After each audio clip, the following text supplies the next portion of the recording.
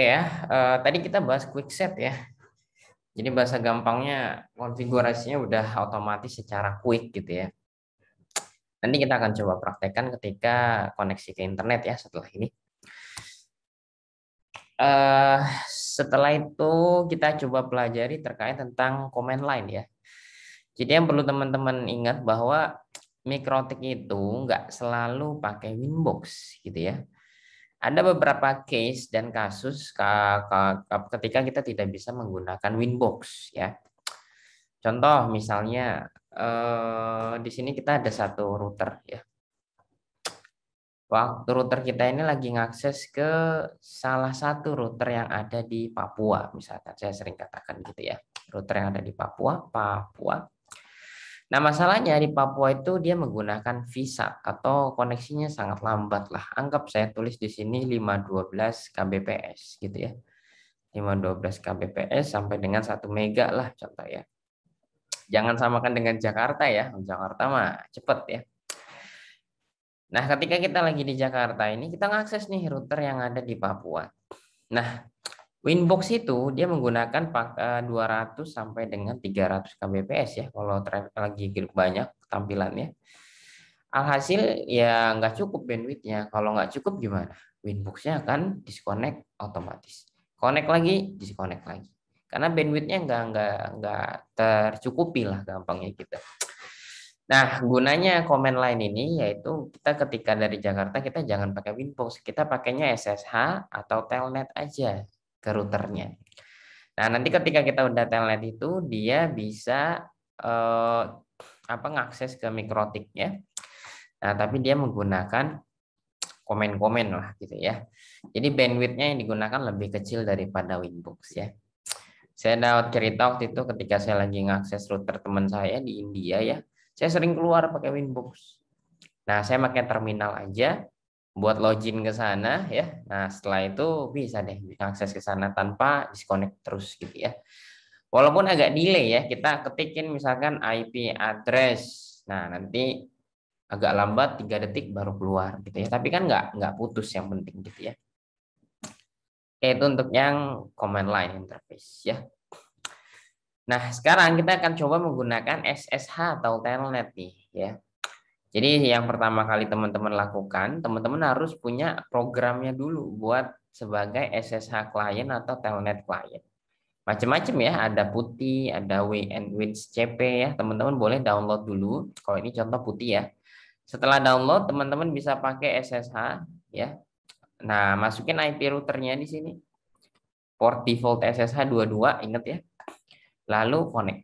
Nanti tampilannya dia akan bisa kurang lebih seperti ini dia ya.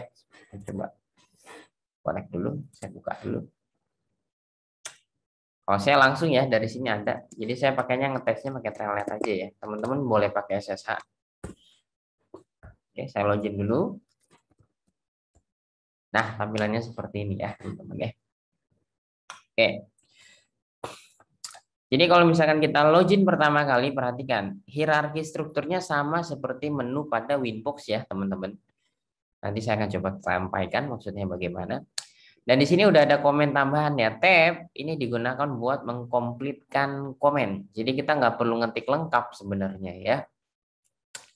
Terus kita nanti ada namanya double tap. Ini untuk melihat ketersediaan komen. Jadi ngelihat ada komen apa aja sih di situ. Bisa pakai double tap. Kalau nggak ngerti, tanda tanya aja. Ya, bisa bantuannya di sini ya. Terus kita bisa menggunakan atas, kiri, kanan, bawah ya. Kalau kita mau pindah ke kata sebelumnya ya, itu tinggal gunakan aja buat navigasi. Ya. Contoh misalkan kalau kita lihat di sini, kita mau masuk ke IP address berarti masuk ke IP dulu, lalu address. Maka nanti kita akan masuk ke dalam menu IP address. Gitu ya. Contoh saya besarkan di sini. Oke. Saya buka Winbox-nya di sebelah kiri, sebelah kanan. Nah, misalkan saya mau masuk ke IP address tadi ya, di Winbox itu kan kita masukinnya kan di menu IP. Oh.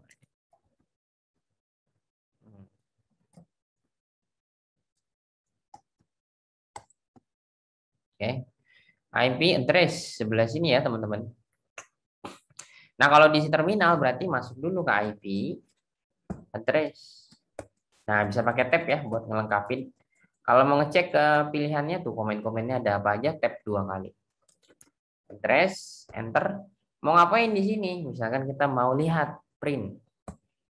Oh, ternyata saya ada 2 IP. IP yang buat ke providernya, bisnet. Ada satu juga misalkan yang ke jaringan lokal kita. Ya. Nah, itu gunanya print ya. Itu gunanya print. Ya. Dan di sini kalau kita mau mundur satu level directory sebelumnya, kita pakainya titik 2 ya, teman-teman. Jadi di sini misalkan kan saya lagi di IP address nih, titik 2 enter, balik ke IP.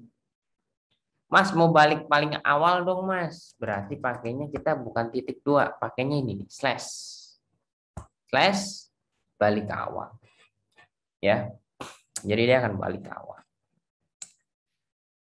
Nah, terus mau ngapain nih di IP address ceritanya ya? Jadi kalau misalkan kita lihat di sini, kita bisa melakukan beberapa hal. Contoh di sini print itu tadi nampilkan ya. Add nambahin. Berarti saya masuk dulu ya ke IP address. Add IP address. Enter dulu ya biar masuk ke direktorinya. Add. Mau nambahin apa nih? Gak tahu, tanda tanya aja. Nah, di sini ada pilihannya. Apakah mau nambahin IP-nya atau kamu dikasih komen ya? Bebas. Kita ngasih IP baru deh. Add address misalkan 192.168.100.1/24 ke interface-nya enter berapa ini? Misalkan enter 4. Pakainya tab aja ya, enter 4. Enter. Print lagi, ngelihat hasilnya. Nah, kalau teman-teman lihat, kelihatan ya, enter 4 udah ada. Dan di Winbox-nya pun juga udah ada tuh, enter 4 ada. Ya, jadi itu kita udah belajar cara ngeprint, mundur levelnya, mundur direktorinya, terus kita nambahin sesuatu. Contoh selanjutnya Mas Oki, misalnya ini IP-nya salah, harusnya bukan 100.1 Mas, 101.1. Sorry, tadi ada kesalahan misalkan.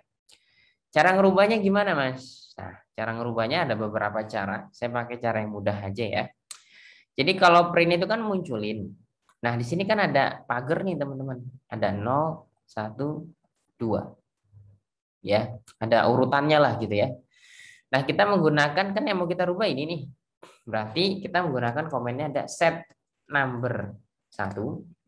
Number 2. Kenapa number 2? Kan yang mau kita rubah yang ini. Benar ya? Yang kita rubah kan yang ini. Set number 2. Apa yang mau dirubah? Kan kita mau merubah IP-nya nih. Berarti address 101. Nah, gitu. Enter. Kita lihat di sini. Tuh, berubah deh 101 dia. Ya. Mas, sorry, interface-nya harusnya enter 3, Mas. Nah, kalau kayak gitu berarti set number 2, interface-nya enter 3. Enter. Print lagi. Nah, udah berubah di enter 3. Jadi tinggal disesuaikan yang mau dirubah apanya, IP-nya kah, interface-nya kah, ya tinggal disesuaikan. Ya. Nah, itu gambarannya. Kalau nggak kepake dihapus saja, dihapus berarti remove number 2, enter. Print lagi, ngecek ya. Tuh udah hilang tuh. Awalnya kan ada, setelah di remove ya tidak ada. Ya, nah itu gambaran terkait tentang command line ya. Jadi apapun yang kita lakukan itu sebenarnya bisa ya kita lakukan menggunakan command line. Contoh nih, saya coba ya. Nah, saya hapus dulu. Saya balik dulu ke awal, berarti kan gini ya. Balik ke awal. Mau ngapain nih ceritanya kita? Contoh, mau merubah identitas kan di sini ya. Kalau di Winbox ya, sistem identity. Berarti di sini kita masuk ke sistem identity print. Nah, tuh kelihatan namanya apa? Kita mau merubah. Tadi pakainya apa? Set. Tab 2 kali atau enggak tanda tanya tuh kelihatan. Pilihan komennya itu apa? Set name misalkan router IDN. Enter. Nah, berubah jadi router IDN. Ya. Misalnya tadi kita udah juga ganti nama interface di sini ya, ada interface. Nah, ini kan kita rubah nih. Ada nama-namanya gitu ya. Masuk ini jangan bisnet, saya pakainya IndiHome, Mas. Berarti balik ke menu awal ya. Kan ini interface nih. Jadi kita ketik interface print. Munculin dong gitu ya. Nah, di sini kelihatan. Mas ini namanya ganti, Mas. Harusnya jangan enter satu bisnet IndiHome. Berarti kan kalau ganti-ganti ingat tadi set number berapa yang mau dirubah? Oh, nomor 0 misalkan di sini ya. Tadi set number 0, apanya yang mau dirubah? Tab aja. Jadi kelihatan menu tersedianya. Misalkan name namanya Ether1 IndiHome. Enter. Tuh berubah. Ya, langsung berubah. Gambarannya seperti itu. Ya. Jadi dengan cara ini harapannya teman-teman udah tahu ya bagaimana kita mengkonfigurasikan ini di dalam menggunakan terminal ya. Dan kita baru basic ya, baru IP address, lalu kita ganti-ganti nama interface, ganti nama identitas ya, masih sederhana. Selanjutnya nanti teman-teman boleh nyobain juga ya, variasikan nanti di tempatnya masing-masing. Oke, itu untuk yang command line ya. Oke, jadi kita sampai komen line dulu ya. Nanti teman-teman kalau mau lanjut boleh ya, silakan nanti kita selanjutnya bahas apa nih? Cara koneksi mikrotik internet. Nah, ini yang paling penting ya. Jadi gimana kalau teman-teman di rumah ada internet, kita mikrotiknya gimana nih biar konekin ke internet ya. Baru nanti kita lanjutkan ke jaringan lokal kita ya. Oke, kita sekian dulu ya untuk yang CLI ya. Teman-teman kalau ada pertanyaan boleh nanti ya silakan ditanyakan.